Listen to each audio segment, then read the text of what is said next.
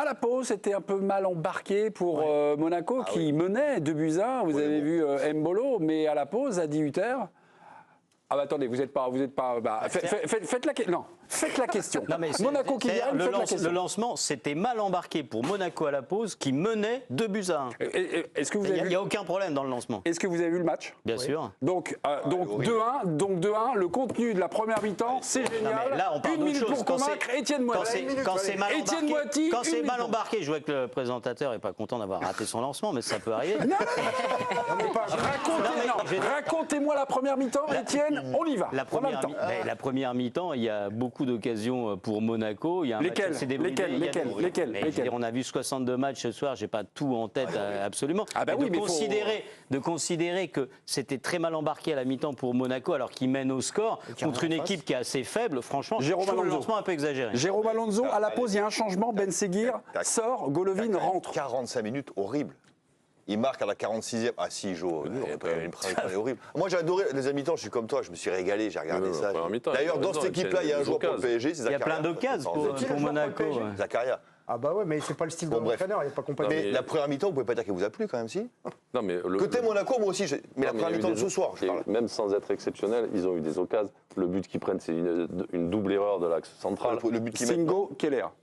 C'est Singo qui rate son dégagement, Keller qui va faire un tacle. Mais le but qu'ils mettent eux, c'est pas un cadeau, des mi-cadeaux? Un cadeau. Après, il y a une action, les mecs qui jouent mal défensivement. Ils vont le chercher, c'est pas une erreur défensive. On peut me dire, c'est un cadeau de Monaco et pas de. Non, c'est un cadeau sur 2 erreurs où ils auraient pu rattraper le coup. Les deux premiers buts sont 2 erreurs. Jérôme, non, s'il vous plaît, non, je reprends juste la main.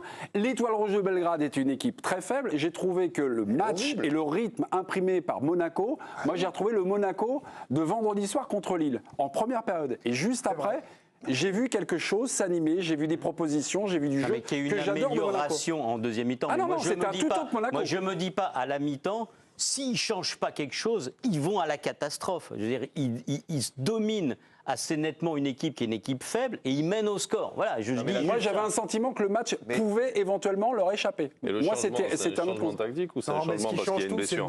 Non, c'est juste un changement tactique et d'ailleurs. Vous êtes sûr? Oui, je pense. Le match, Mémé, c'est que moi, je suis d'accord sur l'analyse sur la première mi-temps, mais en fait, la lecture, elle change parce qu'il y a ce but à la 45 plus 4.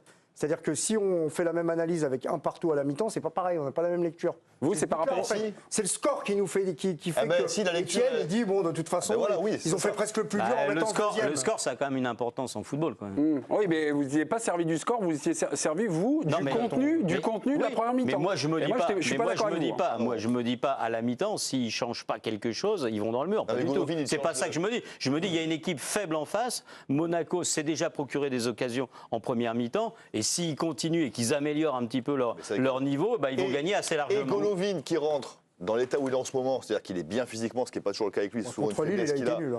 Pardon? Contre Lille, on l'a pas vu. Non, mais on parle du match de ce soir. Oui, ce soir, il a été bon. Quand il rentre sur une équipe un peu fatiguée, qui était déjà un peu à la limite, effectivement, parce que c'est très faible. Oui, moyen, mais quand Golovin rentre dans ce match-là, c'est sûr que dans l'état où j'ai vu Akliouche aussi en deuxième mi-temps, qui fait des différences, qui était déjà pas mal en première. Donc je pense qu'il y avait déjà les éléments dans l'effectif et dans la compo de Monaco de première mi-temps pour faire la différence. D'accord, mais c'est vrai que les éléments, c'est pareil. Je veux dire, il n'y a pas photo sur les équipes arrivent sur le terrain, il n'y a pas photo, mais la première mi-temps, elle te fait douter. Alors évidemment, tu te dis, il y a 45 minutes, ça peut changer, mais tu te dis, est-ce qu'ils ne vont pas faire une mauvaise limonade comme un peu à Lille, ils ont fait, comme le match d'avant à Zagreb, qui a été, les conditions étaient très particulières, ils ont quand même fait un match un peu tordu. Donc, mais je pense qu'il était prévu que Golovin joue une partie de ce match, de toute façon. Alors après, à la mi-temps, forcément, ça donne l'idée d'une sanction. Les changements à la pause d'Adi Hutter lors de cette compétition Ligue des Champions, lors du Barça à la pause, c'est Lamine Camara qui sort, c'est Golovin qui rentre. Alors, il est vrai qu'il y a un partout à la pause. Il est vrai que Eric Garcia a été exclu depuis la 10e minute. Donc là, il y a un changement, vraiment un message envoyé d'Adi Hutter à son équipe pour dire on y va. Et surtout, le contenu de ce match-là était vraiment très enthousiasmant de la part de Monaco. À Zagreb, bis repetita, à la pause, Adi Hutter sort 2 joueurs, Golovin et Mbolo. Ileni Kena et Balogun rentrent. Ils étaient menés 1-0, finalement, score final. 2 buts partout, c'est peut-être d'ailleurs le plus mauvais match de Monaco. Parce que dans la culture du foot, changement à la mi-temps, signifie sanction terrible pour celui qui est sorti. Alors qu'avec 5 changements, ça devrait être possible de faire un changement à la mi-temps. Ouais, non, puis ça veut peut-être dire aussi n'était pas terrible. Ben Seguir a vraiment raté sa place. C'est rare de sortir celui qui a été le meilleur. Et puis après, il faut. Mais ça veut dire aussi que pardonnez, mais ça veut dire aussi que peut-être que Hutter, il se trompe au départ des matchs. Oui, aussi. Voilà. Il fait pas le bon choix au départ. Mais par contre, moi j'aime bien les coachs qui réagissent comme ça. Je trouve que voilà, et aujourd'hui c'est le foot moderne le veut, le commande. Alors on s'est engueulé, hein, on n'était pas d'accord, mais ça fait partie du sel de cette émission. Mais après, quand Monaco a commencé à prendre les choses en main, c'est vraiment un régal, mon Johan. Vous avez commencé à nous parler de Monaco en plein débrief de Paris. Ça, c'est votre côté meneur de jeu, toujours un coup d'avance. Qu'est-ce que vous pensez de Paris, joue en ce moment? Non, un petit coup d'avance. Mbappé, par exemple. Ce qui se passe dans cette équipe, il y a vraiment des connexions, on va dire, un peu partout. Si on prend les Caio Henrique, les Vanderson, des latéraux qui sont extrêmement joueurs et offensifs et qui défendent plutôt pas mal. Il y a un vrai équilibre, moi, je trouve, dans cette équipe. Il y a le milieu de terrain, les deux axiaux, ils sont énormes. Camara, Zakaria. Et puis, tes deux latéraux peuvent monter parce qu'ils peuvent compenser. Ils ont un impact, ils savent jouer au foot, ils jouent simple. Et tu as 4 joueurs offensifs à chaque fois, quand même. Donc ça, c'est assez rare en Ligue des Champions. Donc ce qui permet aussi d'avoir des combinaisons. Et le 4-4-2, moi, j'aime bien parce que quand tu as 2 joueurs devant, ça peut combiner ensemble, ça peut combiner sur les côtés. Et je trouve que même quand ils sont un peu moins bien, comme la première mi-temps, parce qu'on a l'impression que c'était... une chambre d'enregistrement. National 3 en première mi-temps et puis un vainqueur de Ligue des Champions en première. En deuxième, ça a été, même dans les moments difficiles, tu sens qu'ils essayent de combiner. Alors ça ne passe pas parce que peut-être ça manque d'intensité, peut-être qu'ils sont un peu moins bien. C'était plutôt ça, en première mi-temps. Voilà, c'est ce que je trouve. De quoi ça a essayé, mais ça ne marchait pas. Il manquait d'intensité. Ah oui, Ben Seguir a fait échouer beaucoup d'actions. Peut-être, il y a eu ça. Donc après, le coach décide de faire ce choix-là. Et c'est vrai qu'en deuxième mi-temps, on s'est régalé. Quand ça fonctionne, c'est top parce que tu vois l'ensemble de l'équipe qui participe dans ce match. C'est pas uniquement 2-3 joueurs. Pas de doute, t'as pas un doute défensif sur Monaco par rapport aux objectifs là, tout le monde s'emballe et se rappelle 2017, machin. Gardien. Voilà, bon, le but qu'ils prennent. Oui, il fait une erreur, Kerrer qui va tacler. Le but qu'ils prennent, je me dis quand même, waouh. Après, c'est peut-être sur le coup, j'ai pas vu qu'il y ait eu trop d'erreurs sur ce match. Alors peut-être qu'ils ont moins été embêtés. C'est vrai que les deux font une erreur, mais après, dans l'ensemble, j'ai trouvé costaud, quoi. Puis Singo, il met un but exceptionnel. Alors, j'ai Kerrer et Singo, et devant j'ai quand même Zakaria Camara. Et je trouve qu'ils ont retrouvé cette doublette qu'ils avaient à l'époque où... Avec Bakayoko et Fabinho. C'est extraordinaire. Donc je trouve qu'ils retrouvent ce système-là et c'est un vrai équilibre dans cette équipe. Alors après, défensivement, peut-être... Fofana Chouameni aussi, quand ils avaient ce Fofana Chouameni, exactement, quand ils avaient ce binôme-là. Et donc je trouve qu'ils ont retrouvé ça avec un potentiel offensif énorme, parce que Ben Seguir a peut-être raté sa mi-temps, mais c'est un joueur qui est quand même en devenir et qui est quand même déjà performant.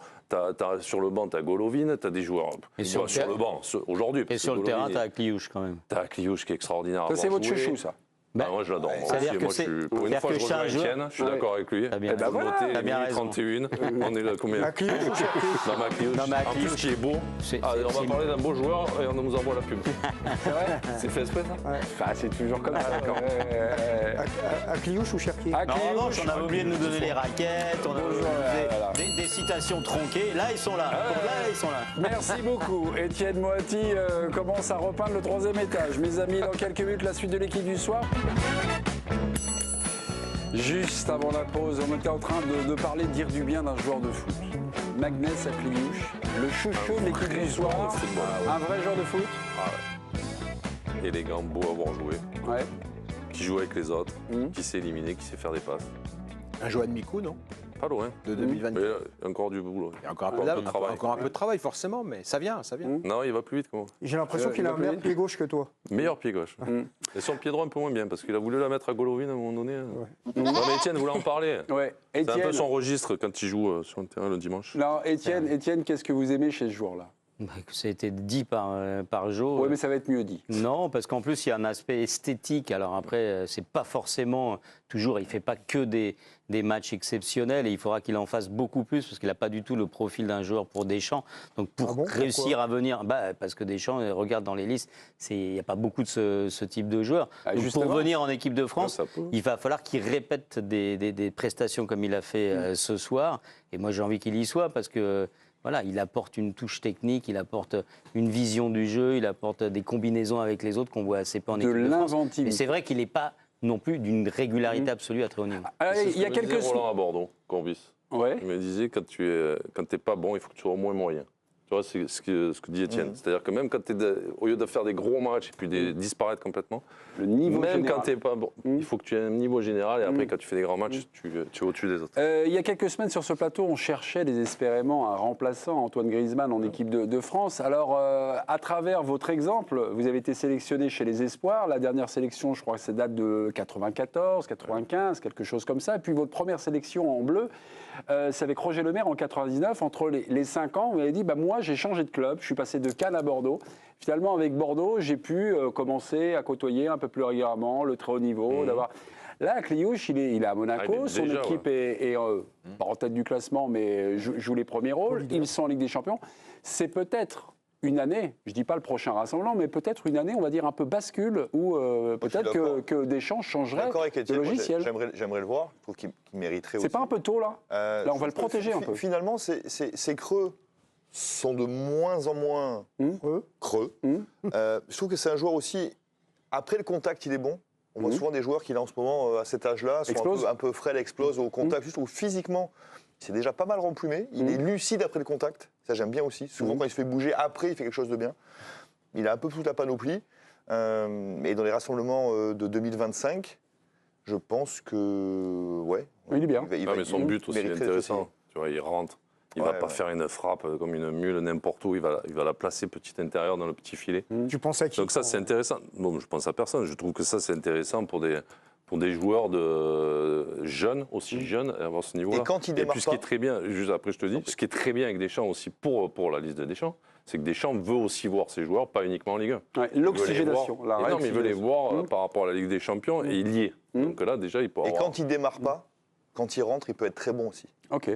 Vraiment, vraiment pénible à jouer pour une défense fatiguée, c'est vraiment une horreur. On a fait un petit lobbying à Kliouche. Complètement. Bonne saison à vous, mon cher Magnès.